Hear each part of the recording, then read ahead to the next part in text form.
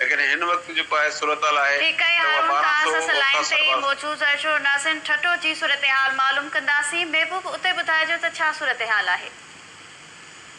जी ठटे ज़िले में भी साॻी सूरत हाल आहे। सारियुनि जे हवाले सां जेका आबादगार जेके आहिनि बिटे अज़ाब जो शिकार आहिनि। हिकु तरफ़ जेके ताज़ियूं बरसातूं पयूं उन बरसातनि सबबि सारियाल जो जेको बम्पर क्रॉप थियो हो उन में सख़्तु नुक़सानु रसियो आहे। 40% जेको नुक़सानु रसियो आहे। 60% सारियूं जेके लथियूं आहिनि। उन सारियुनि जी जेको अघु आहे हिकदमि वापारी माफ़िया जेका आहे अघु किराए छॾिया आहिनि। 32,000 रुपया जेको खराड़ हो जेको 1,600 रुपया फी मण हो उनखे घटाए 28 खां 29,000 रुपया खराड़ यानी 14 खां 1450 रुपया जेके आहे फी मण जे हिसाब सां ख़रीदारी कई पई वञे। लाइन ते रहिजो। टंडू मोहम्मद ख़ान खां ग़ुलाम नबी कीरियो बि असां सां गॾु वीडियो लिंक ते मौजूदु आहे। ग़ुलाम नबी कीरियो ॿुधाइजो त कहिड़ा सबब आहिनि आबादगारनि खे केतिरो नुक़सानु थियो आहे?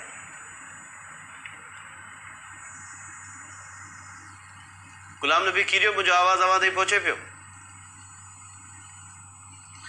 अॼु कोशिशि कंदासीं ग़ुलाम नबी कीरियो सां राब्तो थिए। मुस्तफ़ा मेमण चोड़ जमाली खां वीडियो लिंक ते असां सां गॾु मौजूदु आहे। मुस्तफ़ा मेमण वाह ॿुधाइजो हिते आबादगारनि खे केतिरो नुक़सानु थियो आहे? सारियल फसल नथो आहे, अघ लही विया आहिनि।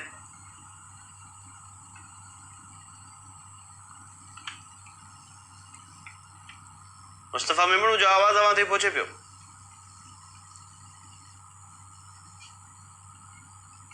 अच्छा हारून गोपांग वाह ॿुधाइजो त केतिरो जेको फसल तयारु थियो आहे उन खां पोइ जेको अघ लथा आहिनि केतिरो नुक़सानु थियो आहे आबादगारनि खे?